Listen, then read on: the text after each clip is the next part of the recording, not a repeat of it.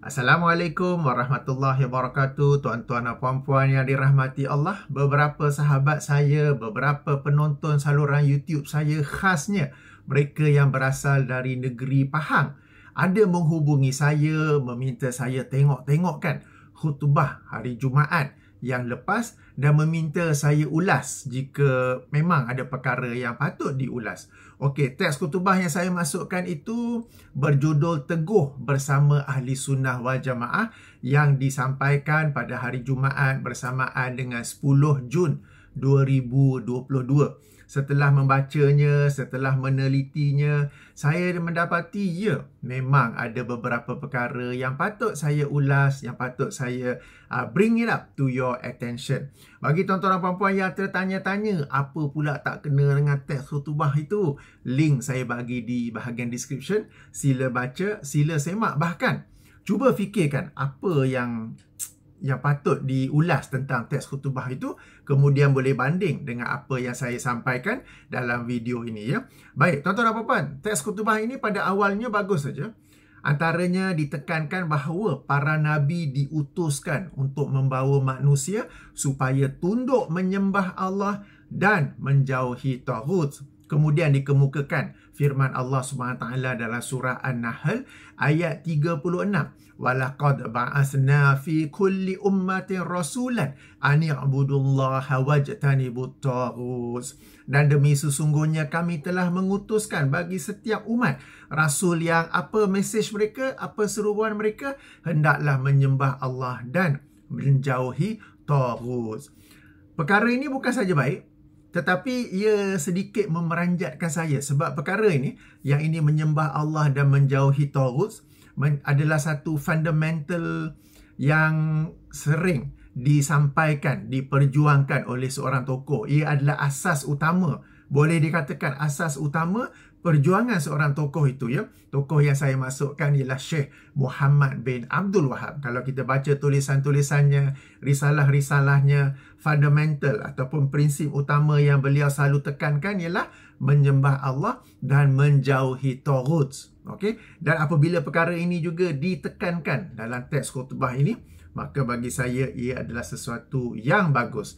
Kemudian ditekankan juga tentang perpecahan yang akan berlaku kepada umat Islam ini, sebagaimana sebuah hadis riwayat Imam At-Tirmizi bahawa Rasulullah SAW bersabda, maksudnya sesungguhnya Bani Israel telah berpecah kepada 72 golongan dan umatku kepada 73 golongan. Semua akan masuk neraka kecuali satu. Maka para sahabat pun bertanya, "Waman hiya ya Rasulullah?" Siapakah yang satu itu wahai Rasulullah? Rasulullah SAW menjawab, "Ma ana alaihi wa ashabi." Apa yang aku berada di atasnya dan para sahabatku. Dengan itu juga dalam teks ini ya, saya ringkaskan poin-poin penting bahawa Rasulullah juga SAW berpesan kepada kita umat baginda untuk mengikuti as-sawadul azam dan juga jemaah yang bermaksud kumpulan ramai. Bukan semata-mata ramai, bukan semata-mata majoriti, tetapi kumpulan yang berteraskan kepada Al-Quran dan As-Sunnah. Semua ni setakat ni, okey.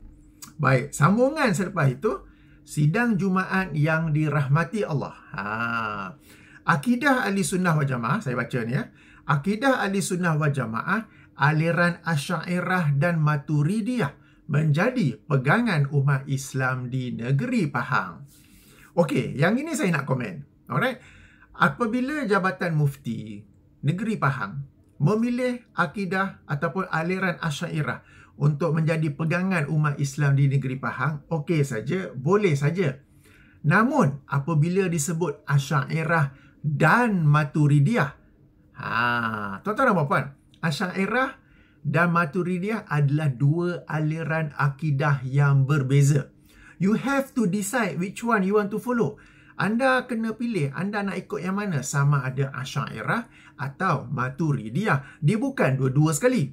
Sebab dua-duanya pun diasaskan oleh tokoh yang berbeza, meninggal dunia di lokasi yang berbeza. Kedua-dua tokoh dalam aliran ini pernah berdebat antara satu sama lain, pernah saling mengkritik antara satu sama lain, pernah membantah antara satu sama lain. Jadi ia bukanlah satu aliran yang sama. Sama ada anda nak ikut Asy'ariyah atau Maturidiyah. Dia bukan dua-dua sekali. Okey, jadi perkara ini bukanlah sesuatu yang khusus dalam teks khutbah ini juga. Kita biasa mendengar orang-orang yang berkata, oh kita di Malaysia ikut Asy'ariyah dan Maturidiyah. Apabila anda mendengar statement seperti itu, kenyataan seperti itu, angkat tangan tanya. Asy'ariyah dan Maturidiyah ni sama ke? Kalau sama, kenapa dua nama berbeza? Dua nama berbeza tidak lain, tidak bukan menunjukkan bahawa ia adalah dua aliran akidah yang berbeza. Nak ikut Asy'ariyah, silakan. Tapi ikut Asy'ariyah sajalah. Nak ikut Maturidiyah, silakan. Tapi ikut Maturidiyah sajalah. Dia bukan dua-dua sekali. Okey, jadi tuan-tuan dan puan-puan, antara kedua-dua ni ada perbezaannya. Dan bahkan ya, saya ada baca mereka yang menghimpun perbezaannya sampai ada 50 perbezaan. Sampai ada 70 perbezaan pun ada. Okey, di bahagian description saya sertakan sebuah link daripada Maulana Asri di mana beliau menerangkan perbezaan antara Asy'ariyah dan Maturidiyah. Beliau mengemukakan 20 perbezaan sahaja. Okey, 20 perbezaan. Jadi sila tonton. Saya dah bagi link siap dengan timingnya. Bila tekan dia akan terus mula. Tapi jika nak lihat keseluruhan kuliah beliau itu pun memang bagus. Tak silap saya beliau membentang kertas kerja di sebuah seminar tahun 2016. Jadi ringkasnya, nak ikut Asy'ariyah persilakan, nak ikut Maturidiyah dipersilakan. Tapi bila sebut Asy'ariyah dan Maturidiyah sama-sama macam ni, kurang cermat ya. Baik. Ini berdasarkan, okey, saya baca sekali lagi, akidah Ahlussunnah wal Jamaah, aliran Asy'ariyah dan Maturidiyah menjadi pegangan umat Islam di negeri Pahang. Ini berdasarkan poin pertama, berpegang kepada tauhid sifat 20 yang diasaskan oleh Imam Abu Hasan Al-Asy'ari dan Imam Abu Mansur Al-Maturidi.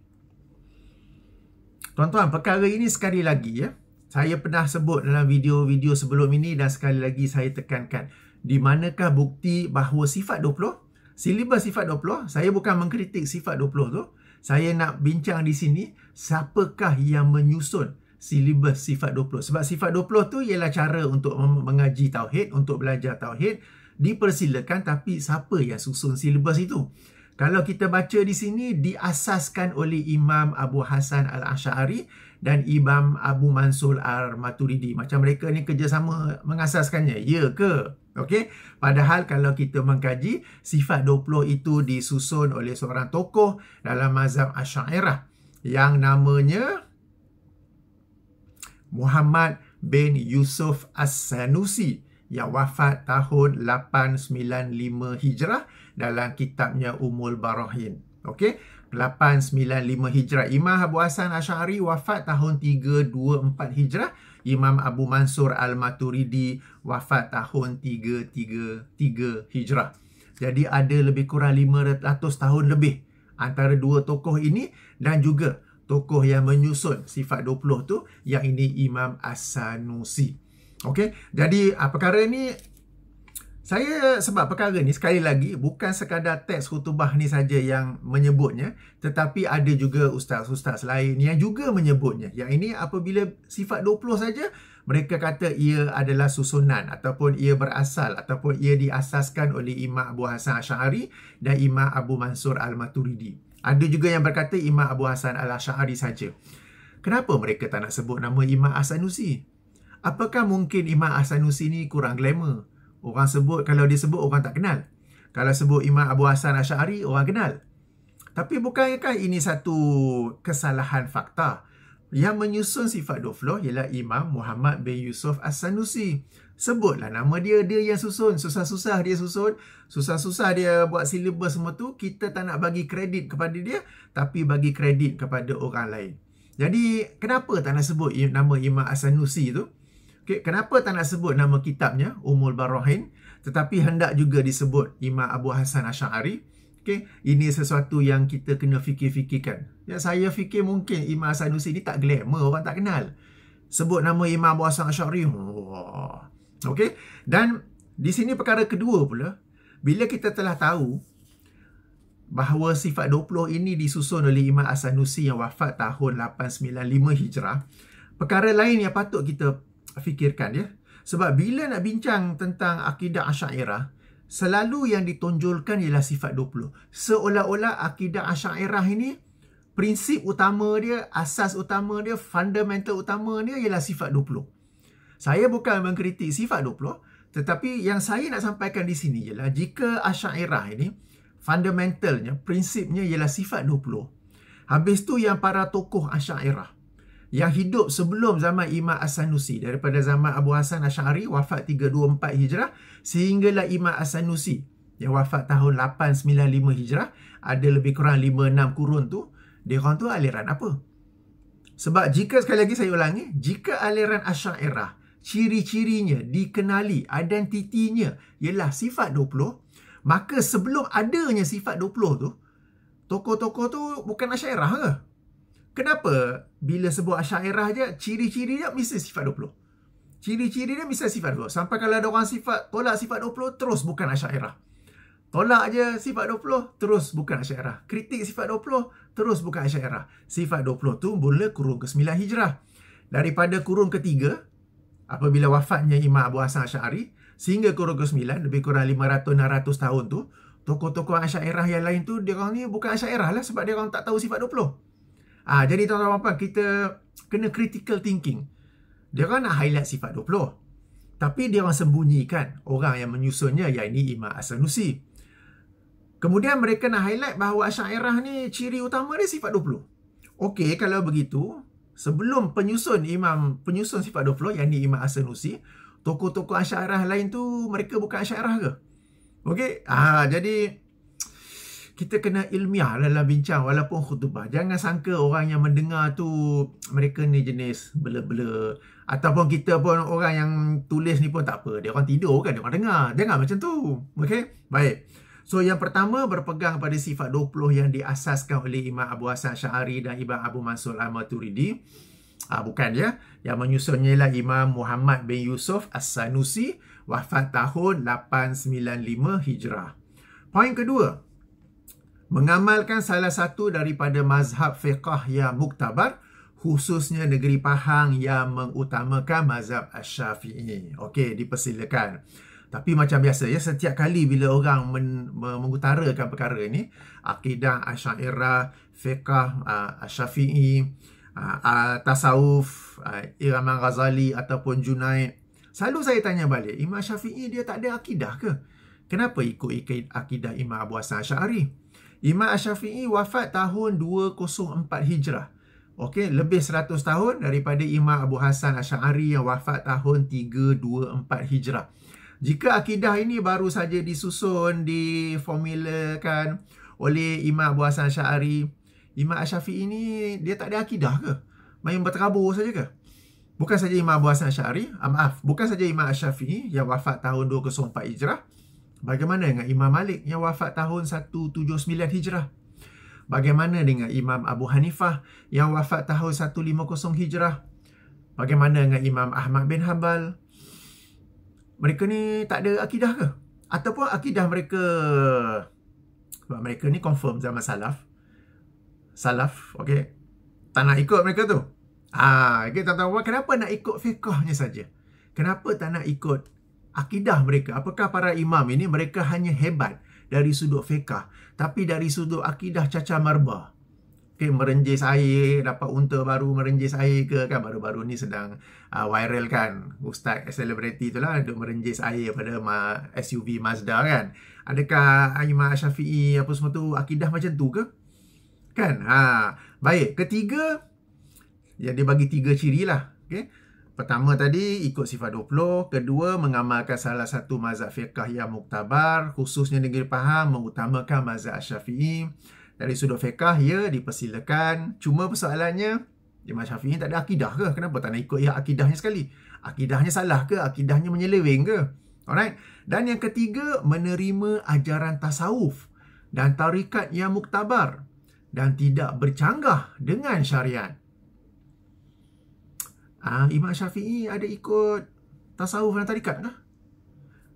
Sebelum tu. Okey.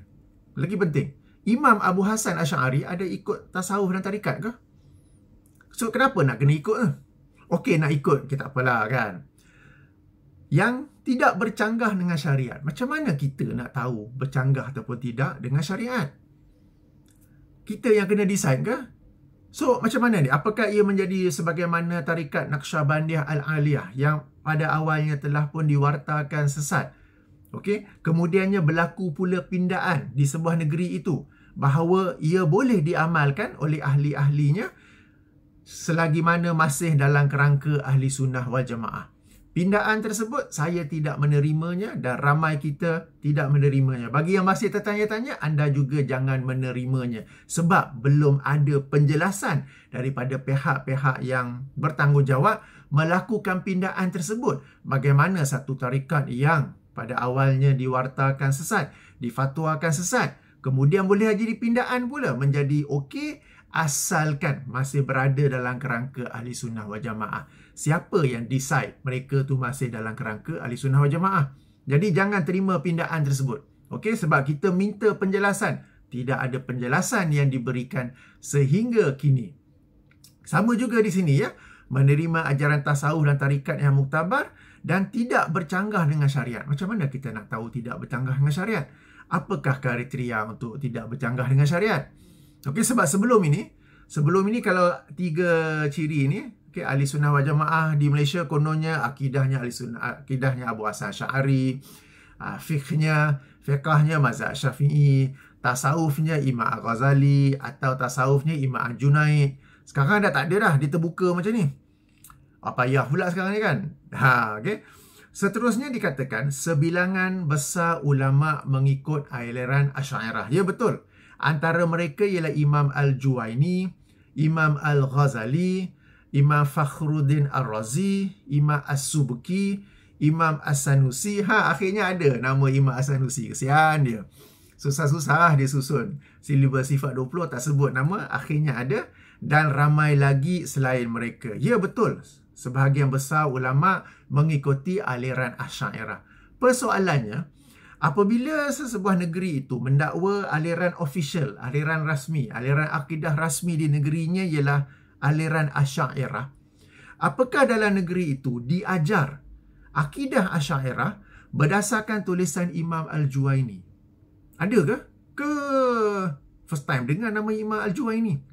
Okey, Imam Al-Ghazali. Imam Al-Ghazali kita kenal kitabnya Ihya Ulumuddin kan? Kitab-kitab lain dia tentang akidah ada tak? Kitab dia yang paling kontroversi ialah yang berjudul Iljamul Awam an Ilmul Kalam. Bermaksud memperingatkan ataupun menyelamatkan orang awam daripada ilmu kalam. Imam Ghazali ni. Okey, menyelamatkan orang awam daripada ilmu kalam. Ada diajar ke di Pahang? Ataupun di mana-mana negeri di Malaysia? Okey, selalu yang diajar daripada kitab Ihya Ulumuddin, dipersilakan asalkan disemak hadis-hadisnya. Tetapi kitab-kitab Imam Ghazali yang lain ada ajar ke? Tak ada kan? Okey, siapa lagi? Imam Juwaini, Imam Ghazali, Fakhruddin Ar-Razi. Beliau ada satu kitab masyhur, iaitu kitab tafsir Mafatihul Ghaib, kunci-kunci kepada ghaib. Ataupun juga disebut sebagai At-Tafsirul Kabir. Ada sesiapa ajar di masjid-masjid kuliah tafsir berdasarkan kitab tafsir Imam Fakhrul Razi. Ini Imam Asy'ariyah ni. Yang di Pahang maupun di mana-mana negeri lain lebih kenal kitab tafsir Ibnu Katsir. Kitab tafsir Ibnu Katsir okey, tapi Ibnu Katsir bukan akidah Asy'ariyah. Kalau Asy'ariyah, antara nama-nama yang disebut di sini ialah Imam Fakhrul Razi, Fakhruddin Ar-Razi. Jadi ada mengaji ke? Okey. Kalau tak ada, so bila didakwa bahawa aliran rasmi di negeri Pahang maupun pada mana negeri lain ialah Asy'ariyah. Asy'ariyah tu you belajar kitab siapa sebenarnya? Pernah terfikir tak? Imam Al-Baihaqi ke, Imam Al-Baqilani ke, Imam Ibnu Asakir ke, Imam Al-Juwaini ke, Imam Al-Haramain ke. Didakwa-dakwa Asy'ariyah. Tapi sekali lagi Asy'ariyah tu ialah sifat 20 tu sahaja. Yang lain-lain tak belajar ke? Bukan suka baca sendiri. Maknanya ustaz mari kuliah maghrib, kuliah subuh di masjid, di surau, buka kitab tu sampaikan. Ada ke? So, bila didakwa Asy'ariyah, apakah bukti negeri itu akidah rasminya Asy'ariyah? Apakah ia semata-mata berdasarkan sifat 20? Jika Asy'ariyah ialah sifat 20, yang tokoh-tokoh ni Juwaini, Ghazali, Fakhruddin Ar-Razi, As-Subki, semua ni sebelum Imam As-Sanusi tau. Dia orang ni Asy'ariyah ke tidak? Sebab dia orang ni tak kenal sifat 20. Ni yang saya nak bawa ni. Okey. Jadi alhamdulillah nama As-Sanusi disebut. Okey, tak apa. Jadi poin daripada perenggan ini ialah jika benar sesebuah negeri itu Jabatan Muftinya mendakwa bahawa aliran rasmi ialah Asy'ariyah. Okey. Tokoh Asy'ariyah mana yang dibuka sebagai pengajian di sana? Okey. Baik, seterusnya, perenggan seterusnya. Begitu juga Sultan Muhammad Al-Fatih yang berjaya membuka kota Konstantinopel yang kini dikenali sebagai Istanbul adalah pengamal sifat 20 aliran Asy'ariyah. Ada bukti ke? Okey, tuan-tuan, Imam As-Sanusi, penyusun sifat 20, wafat tahun 895 Hijrah. Beliau di Afrika Utara, di Maghribi ataupun Morocco. Kemudiannya Sultan Muhammad Al-Fatih wafat tahun 886 Hijrah di Turki. Boleh dikatakan mereka ni sama zaman lah. Okay, kurun ke-9 sama zaman ya. Cuma kita kena tahu pada zaman tersebut teknologi bukanlah memudahkan. Apabila seseorang telah menulis buku di lokasi ni, bukunya pun boleh diorder melalui Amazon.com ke, Borders ke, MPH online ke, boleh sampai ke tempat lain. Okey, maknanya Imam As-Sanusi menulis sifat 20 tu dalam Umur Barahin di Morocco, di Afrika Utara. Alright. Muhammad Al-Fatih pula di Turki. Okey, kerajaan Uthmaniyah kan. So, walaupun mereka sezaman, apakah bukti bahawa Muhammad Al-Fatih telah belajar sifat 20 tersebut? Sebab sifat 20 tu baru nak mengembang. Katakanlah sifat 20 tu disusun 300 tahun sebelum tu. So by the time zaman Muhammad Al-Fatih tu, ia pun telah berkembang menjadi satu silibus yang baku. Tapi sekarang ni sama zaman tau. Tapi seorang di sini, seorang di sini. Dan mereka hidup pada zaman yang kita bukan boleh buka PDF version ke, boleh subscribe mana-mana, e-book learning ke. Yang orang ni berada di tempat lain pun boleh serta-merta baca buku yang baru saja ditulis. Bukan boleh order, kemudian ada DHL service ke, pos laju ke kan. So sekarang ni apabila didakwa Muhammad Al-Fatih ni juga pengamal sifat 20 aliran Asy'ariyah, mana buktinya? Atau apakah ia semata-mata dakwaan kosong penulis teks khutbah? Okey. Tentang Muhammad Al-Fatih berakidah Asy'ariyah, ramai yang mendakwa sedemikian. Tak mengapa, dipersilakan aliran Asy'ariyah. Tapi yang saya nak tekankan di sini bahawa dakwaan Muhammad Al-Fatih ini ialah pengamal sifat 20. Apakah ada bukti konkret dalam hal ini atau semata-mata dakwaan kosong penulis teks khutbah ini? Mujurlah saya ni tak hadir ketika khutbah ni disampaikan. Kalau tidak, silat-silat saya terus berdiri angkat tangan. Mana bukti? Okey, sebab bagi saya serius. Ini teks khutbah yang disampaikan secara rasmi di seluruh masjid dan surau Jumaat di negeri Pahang. Tapi faktanya sampai begini tau. Bila kita baca pun macam, kan? Okey, seterusnya. Dalam kitab At-Tabaqat, Imam As-Subki menyatakan bahawa Abu Hasan Al-Asy'ari tidak mencipta pendapat baru dalam pegangannya. Inilah yang dimaksudkan oleh Rasulullah SAW dalam hadisnya mengenai ahli sunnah wal jamaah. Beberapa perkara saya nak komen di sini. Apabila disebut Imam As-Subki, hendaklah dibezakan, hendaklah dijelaskan As-Subki senior atau As-Subki junior. Sebab ada dua tokoh, ayah dan anak dengan nama sama As-Subki, tapi perlu dibezakan. As-Subki senior namanya Taqiyuddin As-Subki, wafat tahun 756 Hijrah. Taqiyuddin As-Subki yang kedua yang sebut sebagai junior ialah Tajuddin As-Subki yang wafat tahun 771 Hijrah. Apabila dikatakan kitab At-Tabaqat, maksudnya ialah kitab At-Tabaqat Asy-Syafi'iyah Al-Kubra yang disusun oleh Imam As-Subki Junior yang wafat tahun 771 Hijrah. Jika versi Maktabah Syamilah, boleh rujuk muka surat 3, muka surat 365.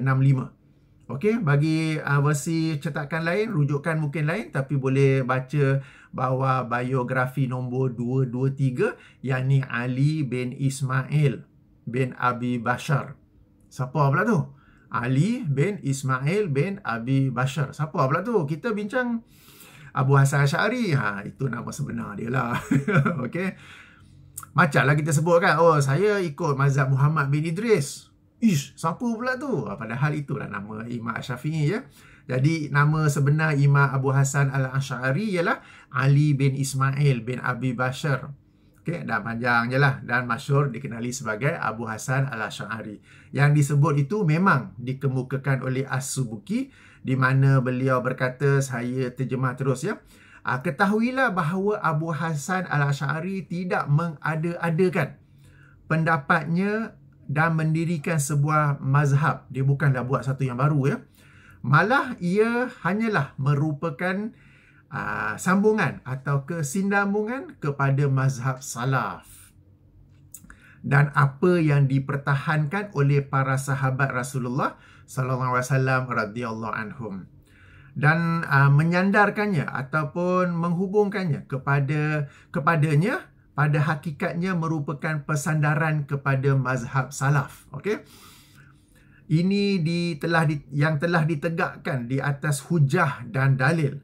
Maka barang siapa yang mengikuti cara dan manhajnya, manhaj Abu Hasan Al-Asy'ari dalam berdalil ataupun beristidlal, maka mereka inilah yang digelar sebagai pengikut Asy'ari, pengikut Abu Hasan Al-Asy'ari. Ini yang disebut oleh Imam As-Subuki, boleh rujuk tu. Cuma sekarang ni kalau dah betul ikut Rasulullah sallallahu alaihi wasallam dan juga para sahabat, kenapa pula nak letak nama Asy'ariyah? Tak payahlah nama lain kan? Ke ada beza antara Asy'ariyah yang awal dengan Asy'ariyah yang akhir? Ada beza antara Asy'ariyah yang mutaqaddimin dan Asy'ariyah yang mutaakhirin. Jadi tuan-tuan dan puan-puan, tentang perkara ini seorang syekh, seorang tuan guru di Patani telah membuat sebuah video khas bagi menjelaskan perkara ini. Saya ada bagi link di bahagian description ya. Syekh Wan Syukri ya. Beliau telah membuat video bagi menjelaskan bagaimana ajaran ataupun prinsip-prinsip yang dipegang oleh Imam Abu Hasan Al-Asy'ari adalah selari dengan manhaj salafus salih. Seperti mana yang dikatakan oleh As-Subuki Junior tadi. Okey, video beliau berjudul Asy'ariyah dulu tidak seperti Asy'ariyah sekarang. Link saya bagi di bahagian description. Sila tonton ya. Perbezaan antara yang awal, mutaqaddimin, juga dengan yang mutaakhirin. Baik, kita sambung. Kesimpulannya, marilah kita sama-sama berpegang teguh dengan akidah ini, iaitu akidah Asy'ariyah, dengan mempelajari sifat 20 berteraskan aliran Asy'ariyah dan Maturidiyah. Sekali lagi ya, nak Asy'ariyah ke nak Maturidiyah? Dan sekali lagi di sini ya, Asy'ariyah ni ciri-ciri dia apa? Sifat 20. Identiti dia apa? Sifat 20. Dan sekali lagi saya bertanya, habis tu tokoh-tokoh sebelum Imam As-Sanusi tu bukan Asy'ariyah lah ya? Sebab mereka belum tahu lagi sifat 20. Okey.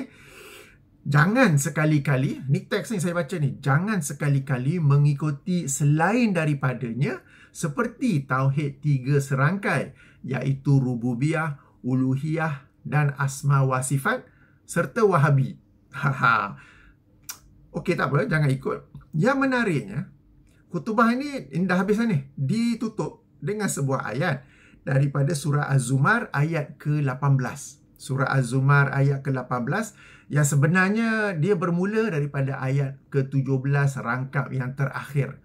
Ayo sama-sama kita rujuk surah ke-39 rangkap terakhir ayat ke-17 sambung ayat ke-18, di mana Allah SWT berfirman, "Fabashir ibadi, maka gembirakanlah para hamba-Ku, allazina yastami'una al-qawla fayattabi'una ahsanah." Iaitu orang-orang yang mendengar perkataan lalu mengikuti yang terbaik. Ahsanahu, yang mengikuti terbaik. Ulaika allazina hadahumullah. Mereka itulah orang-orang yang diberi hidayah kepada mereka oleh Allah. Wa ulaika hum ulul alba. Dan mereka itulah orang-orang yang berakal fikiran. So khutbah ni ditutup dengan ayat ni tau.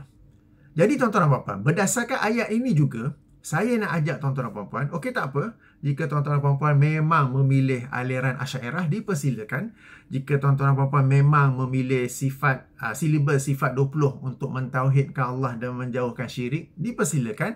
Tapi berdasarkan ayat ini, saya nak ajak tuan-tuan dan puan-puan, meskipun dalam khutbah ini dia kata jangan sekali-kali mengikuti selain daripadanya, seperti tauhid 3 serangkai.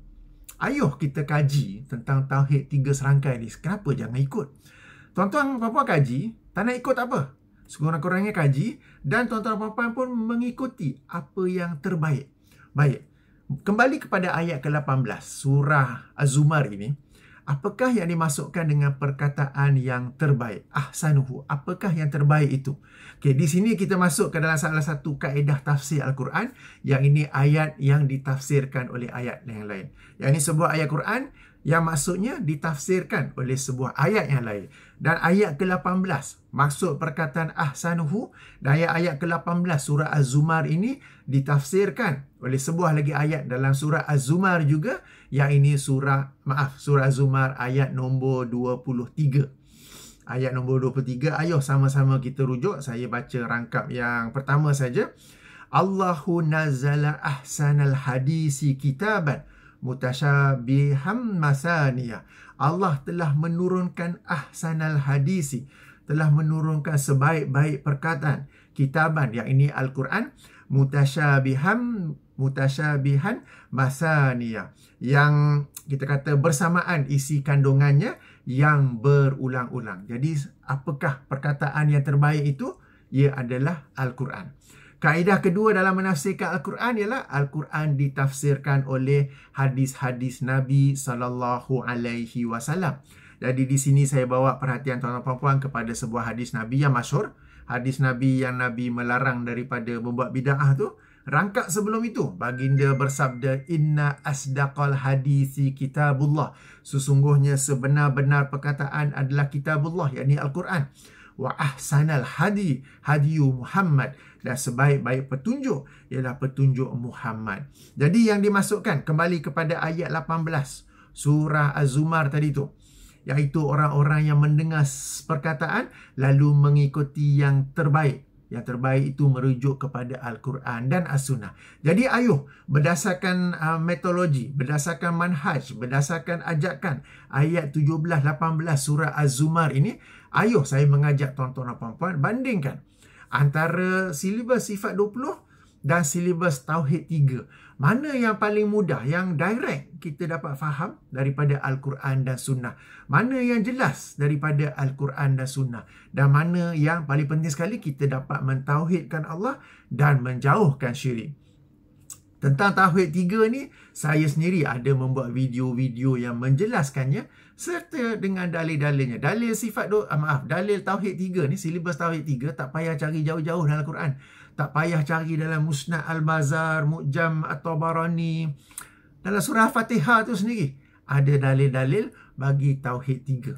Itu surah pertama. Surah yang terakhir, surah An-Nas, Qul a'udzu birabbin nas pun ada dalil-dalil bagi tauhid 3. Saya beri siri video ataupun playlist video-video saya yang menjelaskan tentang tauhid 3 dan menjawab fitnah-fitnah, syubhat-syubhat yang dilontarkan ke atas tauhid 3 dalam video-video tersebut. Tuan-tuan, tuan-puan, tonton saja.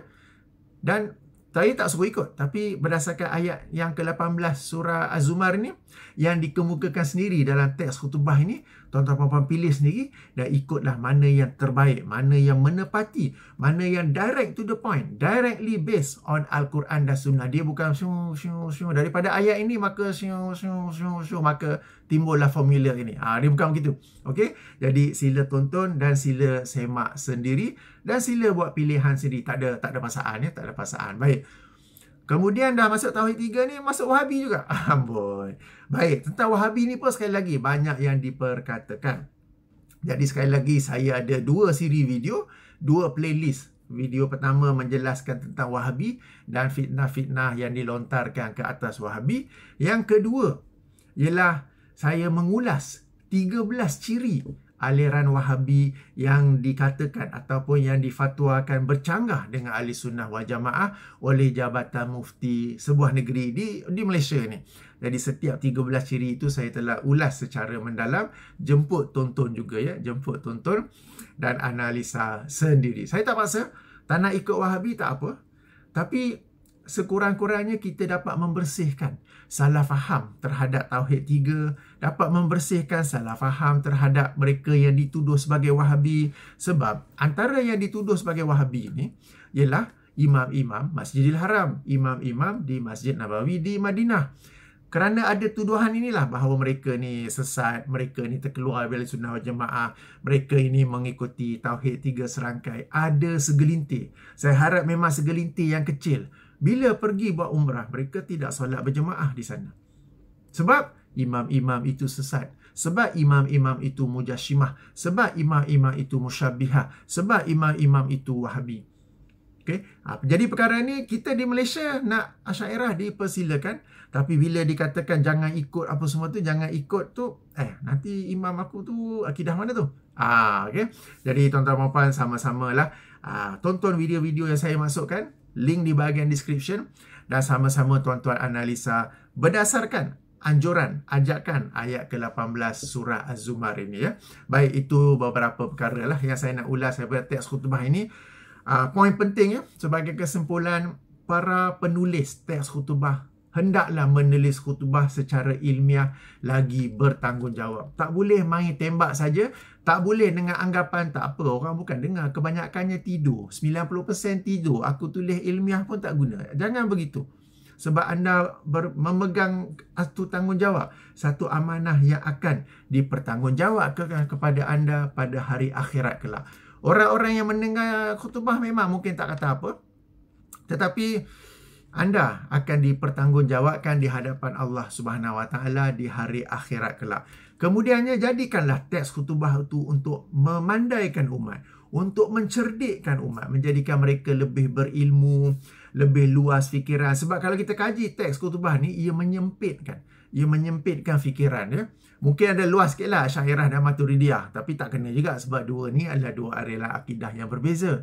Tapi penulis teks khutbah ni, mereka memiliki satu peranan yang sebenarnya sangat besar. Peranan pertama ialah satu teks yang orang dengar tak tidur.